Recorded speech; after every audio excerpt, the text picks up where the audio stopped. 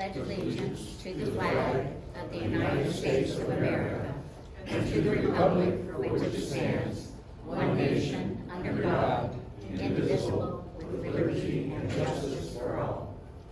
Steve?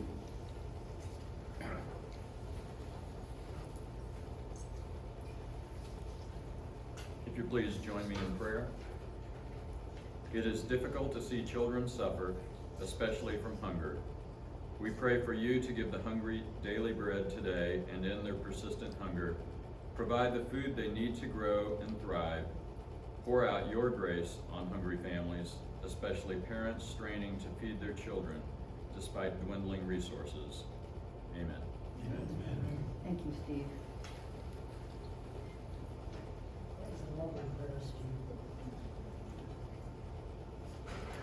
I'd like to welcome any guests that are here today. Please be seated.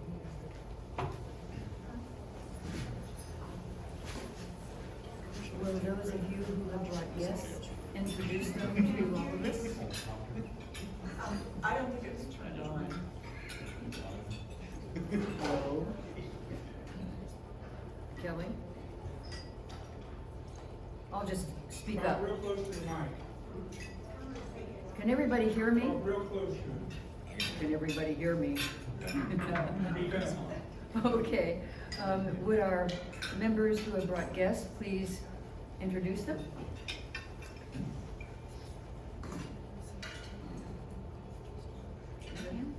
Take this out, just under your chin. Oh. Oh, okay. Got it. I don't know if it works or not. Do we have guests today? I brought my husband Rick Evers with me today, and he's wearing his racing shirt, so. all right. One of my I wanted to put that in. Anyone else? We have Hale. Yes, I think I'm here, and I'm a member of the 30K International IUPI. And I'm going to step up to the graduate school of IUPI.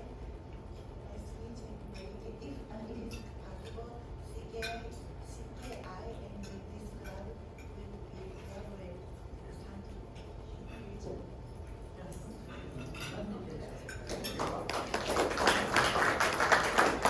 Anyone else?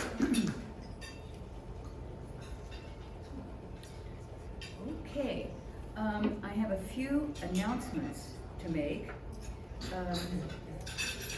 We, as a club, appreciate all of our members, especially our treasurer and Lieutenant Governor Roger Cummins, who this week celebrates 21 years as a Kiwanis. This year's golf outing on Monday, September 19, is supporting Riley, and we're asking for you to fill a golf cart so we can fill the Magic Castle cart. This is a great way to support our Kiwanian Bob Baxter and his initiative, providing smile therapy to so many at Riley.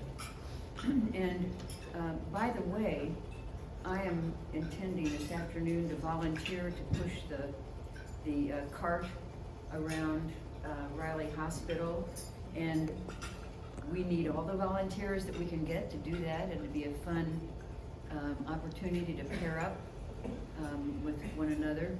And if you need to know how to do that, I didn't bring it, of course, but I do call me and I'll give you the email to our representative at Riley, who will pair us up with whomever is lacking a partner.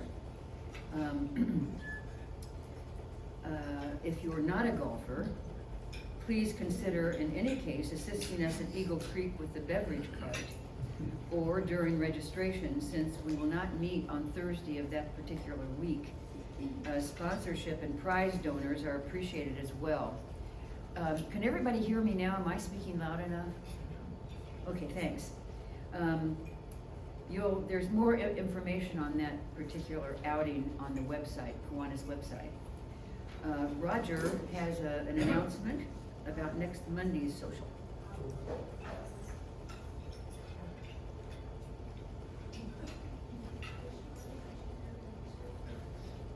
I'll just go from back here if everyone can hear me. Mondays, the third Monday of each month, we're having luncheon at Iozo's during Midley. My daughter's lovely restaurant. All I need to know is who's coming, how many. We've got about 12 joining us Monday, so it's a real nice group. A lot of nice discussion. Some about Kiwanis, but more about just each other. So anytime you join, you can call me or email me and let me know you're gonna be there. We'll appreciate it. Thank you. Thanks, Roger. Mary is going to tell us about next Monday's social.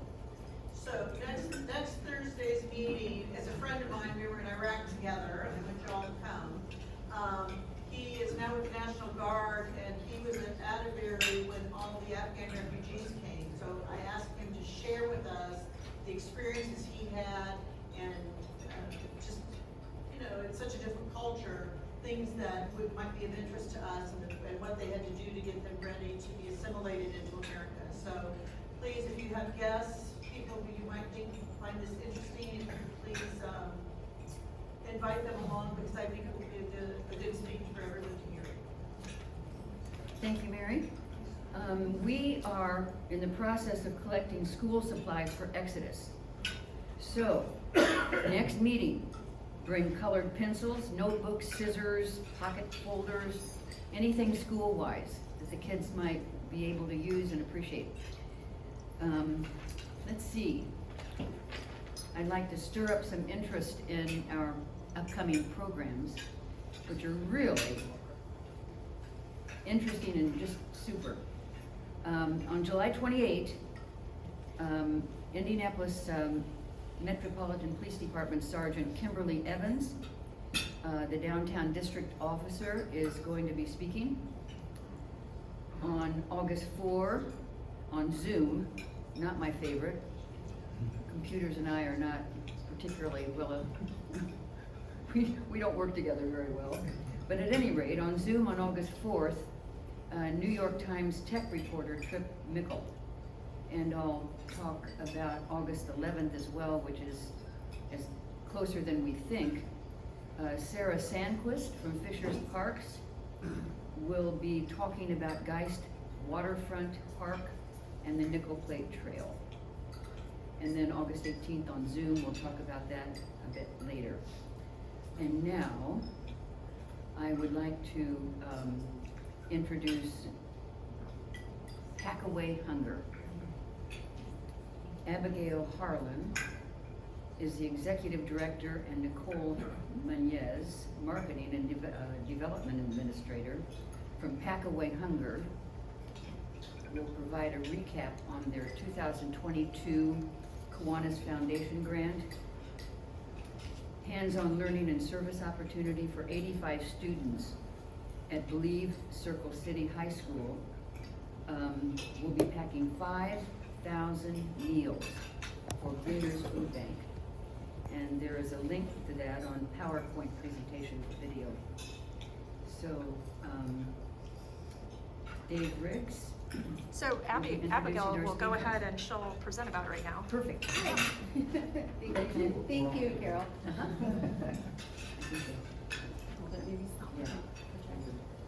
Hi, everybody. Thank you for having me here today. My name is Abigail Harlan. I'm going to put this in here. There we go. Awesome, thanks. Full disclosure, current Rotarian, former Kiwanian for over 15 years in South Florida. I love Kiwanis. I'm so excited to be here. Born and raised in Indy, came back a few years ago, and just was kind of navigated towards Rotary based on my predecessor. But I'm really excited to be in a room full of Kiwanians. Thank you for having us. So the Kiwanis Foundation funded $2,500 for an all-inclusive, hands-on community service opportunity for the high school students at Circle City Believe High School. Those grant funds, just over 2/3 of it were used for the meal ingredients, and then about $1,000 was used for the nutrition and education component, where we talk about food access, food justice, hunger and poverty, why it exists, how it's cyclical and systemic. We were generously funded in February of this year by your organization. We worked with Circle City Believe High School staff to identify a date, and in April, so in their spring semester this year, 125 student volunteers, well over what we anticipated, received 45 minutes of the hunger and nutrition curriculum, and then they packed 34,776 extremely nutritious meals at the high school. So we come in, we're totally turnkey, we set everything up, set up the meal packing line, students come in and pack, and then we load out. 5,000 of those meals, the meals that your club funded, went directly to Gleaners Food Bank, and they were delivered on picked up, I guess, on May 12th of this year. So those meals that you funded, that these kids at Circle City High School packed, are already at Gleaners and out in the community. Our goal we met was to pack the 5,000 meals. The 34,766 meals that they packed, the balance went to Ukraine. Our goal was 85 students. We exceeded it with 125 students from the high school. It was a lot of kids in a small gymnasium, and it was really hot, but it was really fun.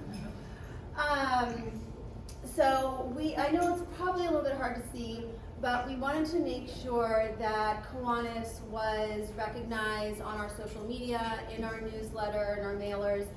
So we did do a few social media posts recognizing your club and tagged you guys in it. Here are pictures of the kids packing the meals, and then this is the day, this is the delivery to Gleaners. That's our Director of Operations, Ron, loading the meals out. And again, these are some photos. We had a video link to this to show a slideshow of the whole day. I think there are some Wi-Fi issues, but maybe Kelly, we can get it sent out we'll mail it out. It's a great video that you'll get to really understand what the meal is, see the kids engaging and interacting. Just a couple shout outs. One, Nicole wrote the grant, so thank you, Nicole Munoz. She is our grant writer here at Pack Away Hunger, and she's been doing a great job receiving funding for the organization, and so thank you, Nicole. And then also the Believe Circle City High School is fantastic. Their staff, their administration, their leadership, and the students are absolutely fantastic. If you don't know anything about the school, learn a little bit. It's right off of 30th and Capitol or so, 25th and Capitol. Brilliant students and wonderful staff with a great mission. So thank you, everybody. Thanks for having us.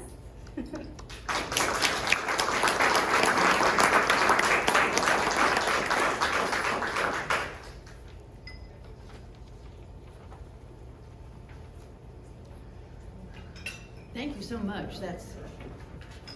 I didn't know anything about that. That's so interesting. I'm so glad you came and talked to us about it. Thank you. Dave Ricks of our Kiwanis Club of Indianapolis will be introducing Joe Hale, president of the IMS Museum. I'm right here.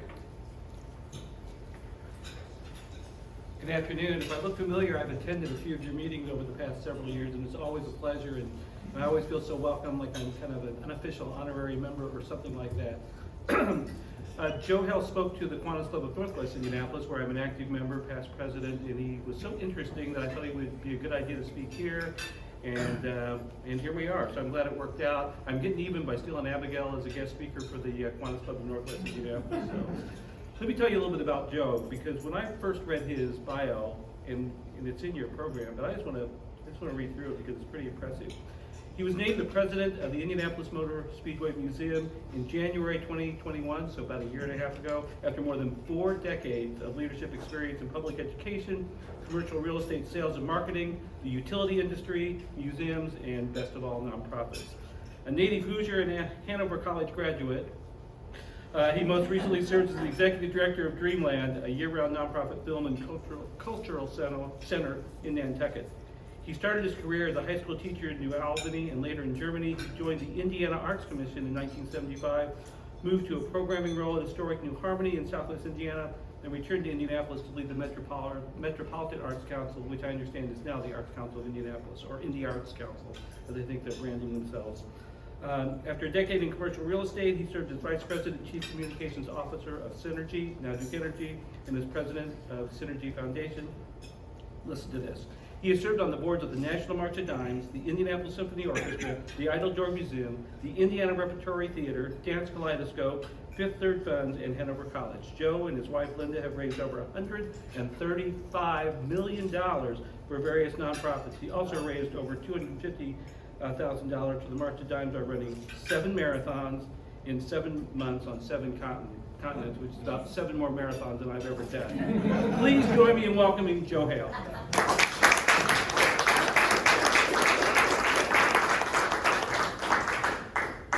Thanks, Dave. That introduction just means I'm old and I can't keep a job. No, but it's a pleasure to be here with you today. It's so nice to be back in Indianapolis. You know, as Dave said, I was born in Louisville, immediately moved to New Albany, Indiana, went to Hanover College, New Albany High School, and really spent the majority of my career here in Indianapolis until I was at Jubilation one night, and there was this guy catering in front of the band. I said, "Who is that?" They said, "Oh, that's Jim Rogers. He's the new CEO of PSI Energy, and he's just arrived to try to turn that company around because it was really on the brink of bankruptcy after that failed nuclear plant down by Madison." So Jim and I got to be friends, and ultimately I joined PSI Energy at that time. And I thought, well, this will be, you know, steady. I can stay in Indianapolis, and then a year later, we announced a merger with Cincinnati Gas and Electric Company, created a company called Synergy Corp. We all had to move to Cincinnati and actually spent about 15 years in Cincinnati. Then we merged with Duke Energy to create the largest utility in the United States.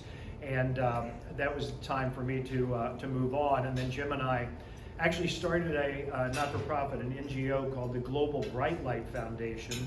And what we did was we provided solar lights that also charge cell phones to off-grid families in developing countries, kind of the people where, you know, we're not going to have electricity, certainly in our grandchildren's lifetime. And we sold, it went to giveaway program, we sold for about $25 these simple little solar lights that would also charge cell phones. And in many parts of the world now, the cell phones, even if they're first generation flip phones, and especially if you've been in Iran and Afghanistan and places like that, it's a means of communication certainly, but it's also the banking system. If I owe you $1 and I've got $5 on my phone, I can transfer that $1 that I owe you to your phone. So it's really a banking system, it's communication. I can get weather reports, whether or not, you know, the market in my village is going to be open selling, I can sell my chickens that day. It had so many wins. Because that solar light, they were no longer burning, you know, kerosene lanterns in their homes and knocking them over and burning or smelling the smoke and having respiratory problems. It was really a brilliant program. We grew that to the largest NGO doing that in the world. I then hired my successor. I thought, okay, I'll kick back for a little bit. And then a friend called and said, you know, there's this. We've been going to Nantucket for 45 years. We have a home there, and the cultural center there was looking for somebody. I said, okay, I'll do that for 5 years. Did it for 5 years, time to kick back, and then I got a call from my old friend Mark Miles. And Mark and I have known each other for many, many years, and Mark, of course, now is the president of Penske Entertainment Group, but obviously was running the 500 for a long time for the Hallman family. And he said, Joe, would you consider coming home? And I said, well, yeah, I'd love to come home. And we have children, grandchildren here and everything, so we come back a lot. But he said, no, would you come back and think about running the 500 Museum? And I said, you know, this is what I said. I said, Mark, you know, I love the 500. I've been a lot of, you know, but I'm not a car guy. I said, you know, I don't know a carburetor from spaghetti carbonara. I'm not your guy. And he said, well, that's okay. He said, this museum really needs some help. And so I remember my first visit to the Speedway Museum, and I was walking around, talking to guests, talking to some of our, you know, our hosts and docents there, and there was a really nice couple, and I said, well, what do you think? And the guy said, I am in nirvana. I love it. You know, I'm a car guy. I can tell you stories about every car on the floor. And I said to the wife, I said, well, what do you think? She said, do you really want me to tell you? I said, please, please. She said, to me, it looks like an indoor parking lot in a middle school cafeteria with books on the wall. And, you know, I said, I don't know if that's going to be the tagline we're going to use going forward, but I said, in a way, you've kind of nailed it, because Speedway Museum really hadn't changed in the last 30 plus years. It's you know, and the thing is, we've got the car guys. They're always going to come back to us, but it's been stagnant in terms of people coming, members, and so we said, how do we broaden that base of support at the Speedway Museum? So I joined a year ago, January, and right in the middle of the pandemic. But we started talking about what could we do to broaden our base of support and attract a larger group of viewers. And so we started visiting other museums. I've taken the staff yesterday. Actually, we drove up to Michigan, outside of Kalamazoo, to the Gilmore Museum. It's actually, geographically, it's the largest car museum in the United States. Spectacular. It's 90 acres. A man, Gilmore, who had married into the Upjohn family, Upjohn Pharmaceuticals, started it in the 60s. It's 90 acres, huge museum. But then what they've done is they've sold like outlots to different car manufacturers. So you might see a Cadillac dealership from 1961, exact replica with the cars in it. Next door to a Lincoln dealership from 56.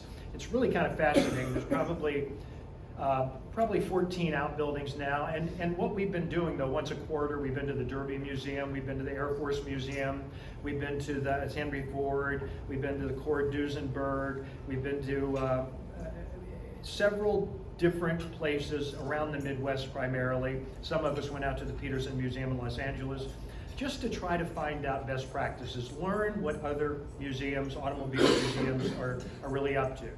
Because our focus on 16th Street there is kind of the epic drama of the 500. We want to tell those stories. We now own 34 winning cars. You know, nobody's donating cars anymore. That used to be how you can increase your collection. We just bought Bobby Rahal's 1986 winning car for $1.5 million, so they're not cheap anymore. You know, we've got a collection of about 250 cars right now. We are deaccessioning. We're selling some of those cars that have absolutely no relationship to the 500. We're taking that money and putting it into almost an endowment fund for the care of the collection, so we can take good care of the cars that we have. But we've also looked of how we can expand our programming. In the past, what we've done is, usually in May, we would open an exhibition around a driver. It's Rick Mears, last year was Rick Mears, the Unser brothers, Mario Andretti, and that would stay up for a year. So if you saw it in May, nothing was going to change for the next year. So why would you come back? Unless, of course, you know, you've got friends from out of town and you want to show them the Speedway. And you know, coming to our museum is pretty iconic because you drive in, it's right there in front of you. We offer the Kiss the Brick tour, so you can take a lap around the track, get off and kiss the brick, get your picture taken doing that. But we've been stuck at about 150,000 visitors for the last several years. So we thought, how can we expand that? So we said, well, one way we could do it, certainly, the simple answer is to increase our programming, our exhibitions. So this year, instead of one exhibition, we got 6 exhibitions opening. We opened one called Traditions earlier. It's about all the traditions that have sprung up around the 500. Why is it 500 miles long? What do the yellow shirts do? You know, what kind of milk does each driver, the winning drivers, get? Because you can get whole, skim, or I think you can get almond milk now. You know, just all of those traditions around the 500, from tailgating to the flyover. We talk about all of that, and it's brought a completely new crowd in. The month after that, we opened an exhibition called In Focus, and it's a photography exhibition. There's not a car in it, but it's those IMS photographers that have worked for the last several decades, sometimes risking their lives, to take those iconic photographs of cars going by 240 miles an hour, incredible crashes, or you know, victory celebrations. So it's all photography. But there's a QR code by each photograph, and the photographer tells you the story of what it was like to take that picture, what was happening at the time. We're opening one next Thursday, 2 weeks from tonight. It's called Sleek, and it's all about helmet art. We have 11 historic helmets, you know, from the very first one, you know, kind of a leather helmet, if you will. We've got 11 helmets that are current drivers. So you've got Elio's helmet, you've got Grosjean's helmet, why they decorate them the way they do. And then we commissioned 11 artists from Indiana to come up with ideas of how they would decorate a helmet. There's some bizarre helmets. So that's, you know, again, that's bringing in a different group. In November, we've got a great exhibition coming up called Second, and it's about all those drivers that have tried their entire career to win the race, but they came in second. What was the story behind that? Why didn't they win? And so we're going to have several of those drivers to do a panel discussion too. We've got another one coming up called 500 Fashion, and it's all about 500 fashion over the years. Many of you, or some of you may know that, you know, it used to be that you would get dressed up to the nines to go to the 500. Women would wear hats and gloves and heels, and every man was in a suit. It's like going to the Derby.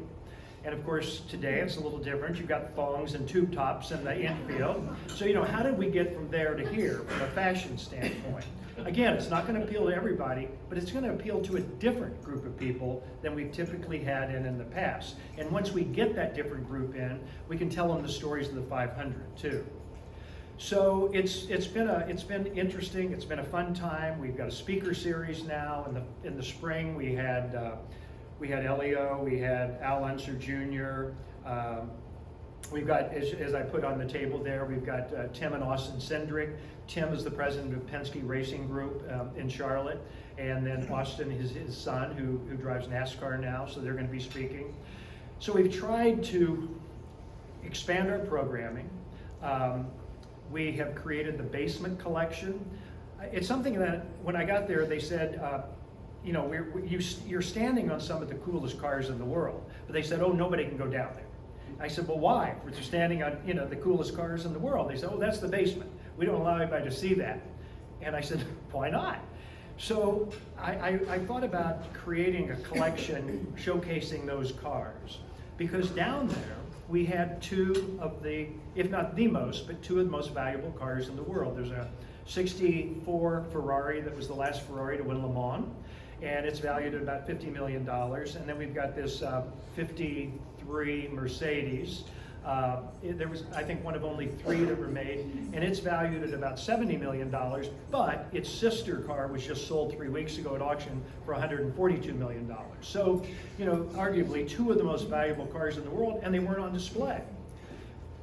So when I came, we were losing money, and I thought, how can we create that create a tour around those cars in the basement? So we decided to start what we're calling the Chairman's Council, and I wanted to try to get 20 people or 20 couples who would be willing to commit $10,000 a year to the museum to allow us to do some things that we haven't been able to do in the past, a lot of the programming. And I wanted to have 20 people by the end of last year. Well, we ended up with 60 couples in the Chairman's Council. Now, we do like nice things for them. We took them all, whoever wanted to go, and again, they had to pay for this extra, but we took them all out to the Peterson Museum in Beverly Hills. We had dinner there one night. The next morning, everybody got their own Lamborghini, Ferrari, or McLaren to drive up Pacific Coast Highway to have lunch at Malibu. I mean, we're trying to give them these experiences that money can't buy. Next year, we're taking the group, and again, this is not included in your $10,000. You pay for this extra, but we're taking them all over to the Goodwood Revival, which is in England, and Lord March, the Duke of Richmond. He's got this incredible estate, and he has this phenomenal car show and racing and everything, and that's in September. So we're taking everybody over for that. But anyway, this Chairman's Council has been influential, because what it also allowed us to do is we realized we got to change this place. We have to change this place. So we started having discussions about putting together a team that would really reimagine it from top to bottom. And so we interviewed 3 firms, put together a team last year. We were able to raise the money to do a feasibility study. So we're just finishing up the feasibility study now. And if it all works, we would close the museum after the 23 race. And in order to stay relevant during that year we're closed, though, we worked out a deal with the Children's Museum to have 6-month exhibition there called How to Become a Race Car Driver, kind of starting with big wheels and all the way to Indy cars. And then the other 6 months, we worked out an arrangement with Kathy Faree at the State Museum to do an exhibition on Indiana-built cars. You know, there was one time where Indiana was the car manufacturing center of the United States, if not the world. There were 300 different car manufacturers that were in Indiana. 300. Now, some of them may have only produced a couple of cars, but I mean, towns from Connorsville to Evansville had car manufacturing, in addition to the Stutz and the Cole and the ones that were made here. So we want to do this exhibition on Indiana-built cars, which we think can be kind of cool. So we stay relevant during the year that we're closed, and then we would have a big grand reopening before the 24 race. What concerned me the most, and being from Indianapolis and ran the Arts Council, worked for the Arts Commission, and then did a lot of volunteer work with different organizations, was this Indianapolis Motor Speedway Museum was never part of the cultural conversation of Indianapolis at all. And it just wasn't mentioned. It was kind of an island out there on 16th Street. And I think the perception was, and we still fight this somewhat, perception was, well, the Holmans own that, so let them pay for it. You know, it's their museum, let them pay for it. And in some ways, we're dealing with exactly the same thing right now with Roger Penske. You know, perception is Roger's a multi-billionaire, he owns the place, let him pay for it. But the reality is, the museum is a completely separate 501c3. We have no direct connection at all to the Indianapolis Motor Speedway. We are a tenant in that building. Roger's a benevolent landlord. We get it for $1 a year. But the HVAC is failing. The fire suppression system is failing. We're about 10 years beyond its useful life. So, you know, we're going to have this important meeting with Roger, and it's going to be real important. And I've known the Penskes. You know, Kathy Penske was on my board on Nantucket, so I've known him. I know her, not Roger that well, and he's such a perfectionist.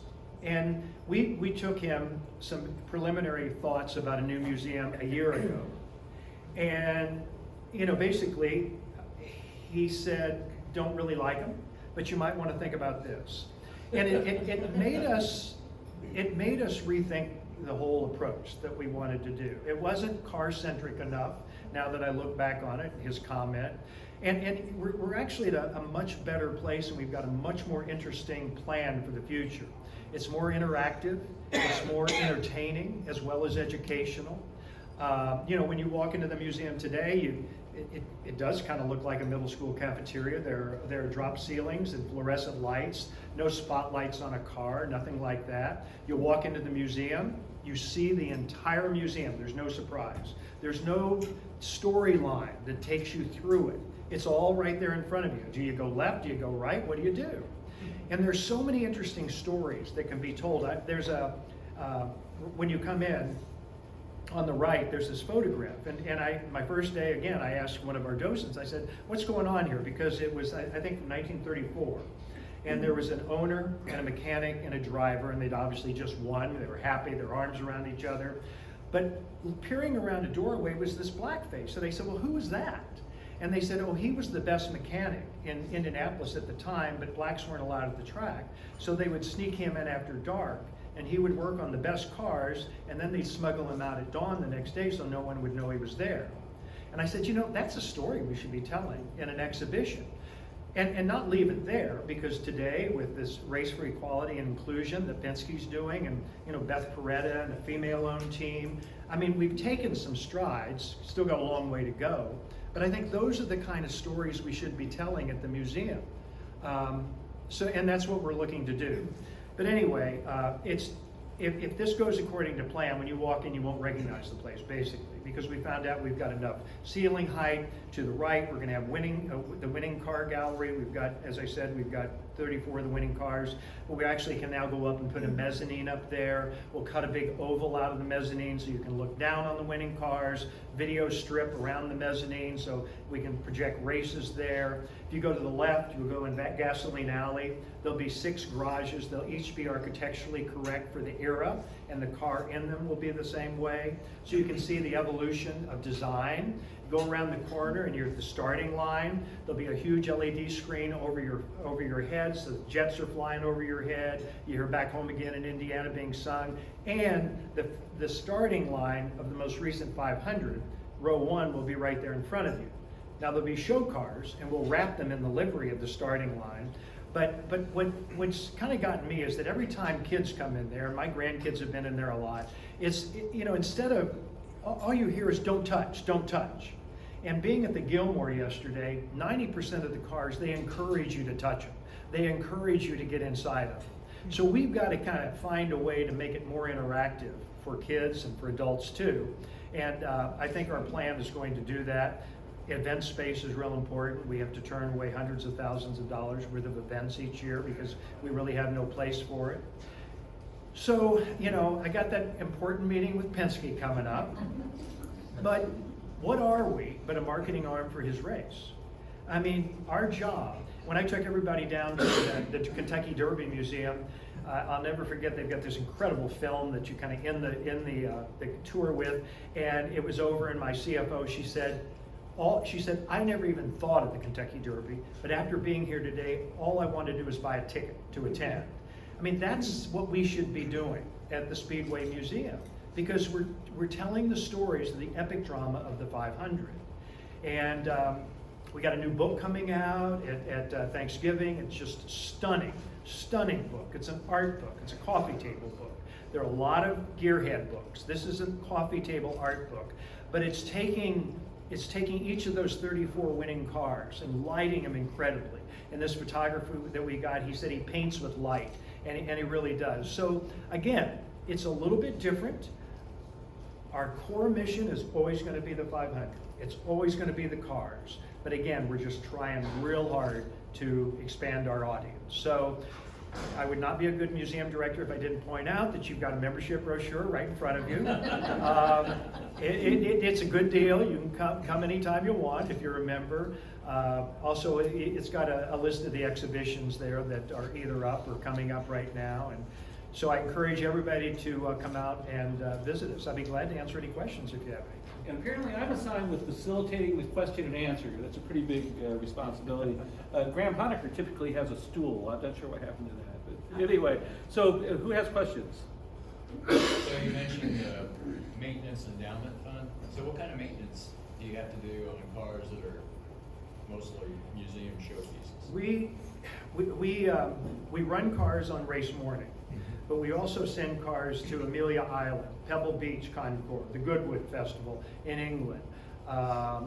This weekend we'll be in Keeneland. We're sending cars. All of those cars have to be running.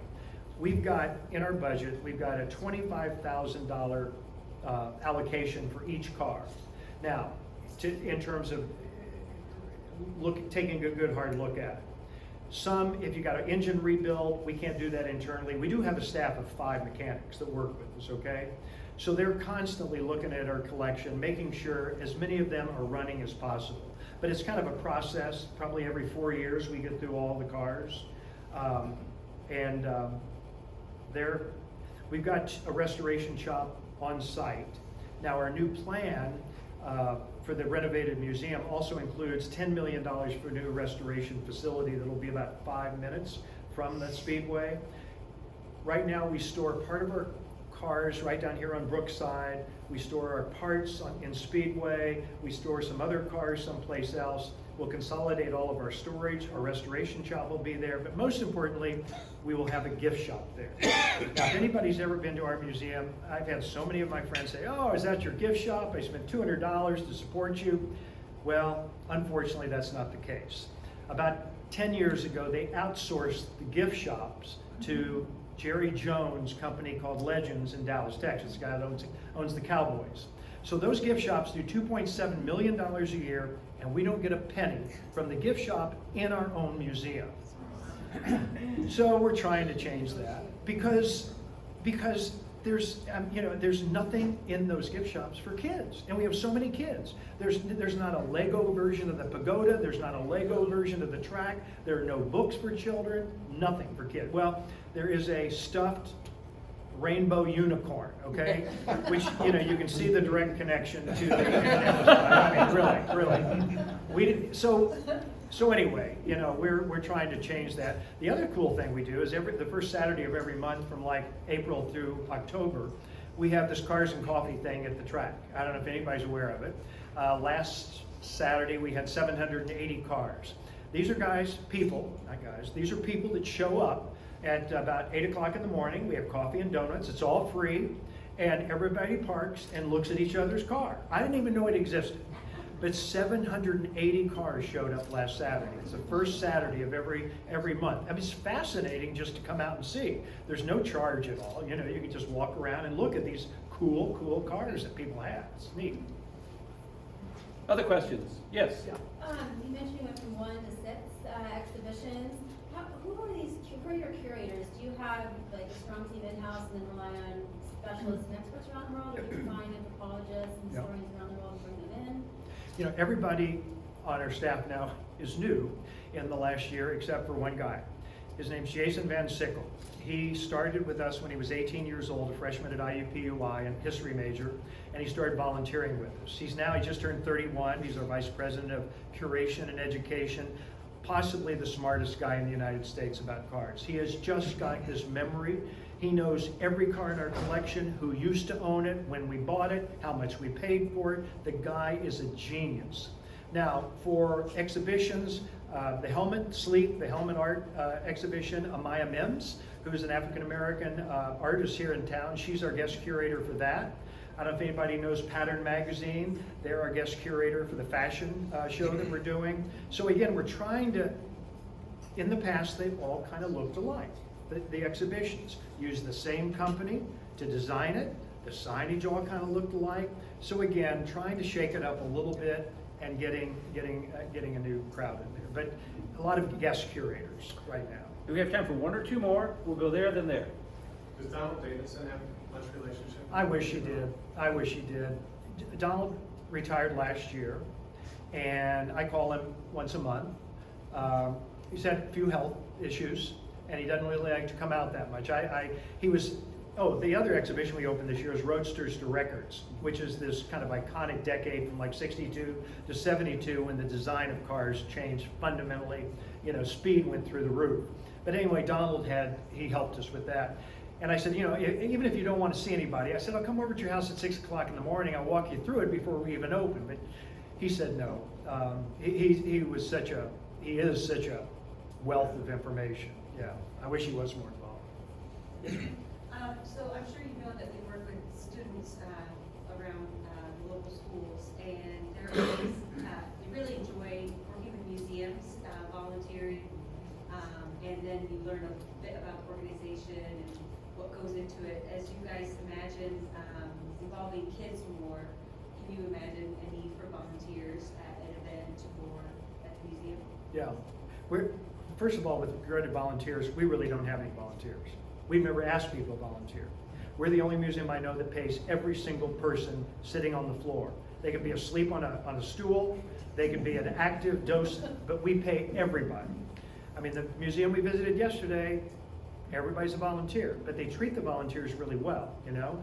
They have wonderful events for them, do things for them. So when we reopen, we may rethink that. We've done a pitiful job in education. We don't even have an education director now because there's no place to put kids. So on the new museum, and I wanted to show you pictures of it, and we've just hired Kara Covert-Prey, and she was head of all communications for Newfields, the Indianapolis Museum of Art. We've hired her, and she said no. She said in 2016, this museum went out and talked about these big expansion plans, and it never happened. Said, you know, let's raise the money first, then we can start sharing the plans. But in the new museum, it's a beautiful, it looks like an Apple store inside the museum, but it's a STEAM classroom. So you can see kids learning and doing and making things. And you know, we're gonna have a curriculum that is just outstanding. We're working with Dr. Bradford Wiles. He's a professor at the University of Kansas State. He's from Noblesville though, he's never misses a race. And he's developing a K through 12 curriculum for us, for kids. Because when you think about it, You know, the race teams today, it's not a bunch of grease monkeys out there. You got statisticians, you got mechanical engineers, you got aeronautical engineers. These are great jobs that pay a lot of money, believe me, with these teams. So we want kids to, and especially kids in Speedway, Hallville, around there, we want them to understand that there's some real career opportunities too. Thank you so much for your time. I appreciate it. Come see us.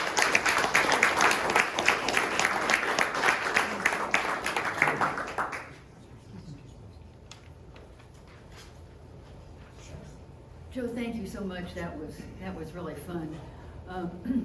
That reminds me that back in the days, two of my old high school buddies, both of them had Model T Fords. And, and every year we would pile as many kids in those two Model Ts to go out to the infield to watch the race, maybe not. You better stop right and now. And those two guys, yeah, those two guys still come back to Indianapolis for the race. Yeah. And your description of the old museum is certainly the way I remember it, and not a museum that you want to revisit necessarily. So it will be so exciting to see what happens in the future. And by the way, why 500 miles? And not 450? Is there an answer to that? Ask Wilbur Shaw, those guys that were out there in Speedway when they went in Speedway then and drew an oval in the dirt with their cane and said, yeah, that's probably what it should be. Anyway, thank you so much for being with us, and we are going to make a donation in your honor to Amy Given Child Indy, an Arts Council of Indianapolis initiative to ensure that all 22,000 IPS K through 8 students have equitable access to the creative arts. They are engaging and inspiring students to create, perform, and respond to all art forms, leading to lifelong creative engagement. So once again, thank you. Thank you. And have a good week, everybody. Weekend coming up.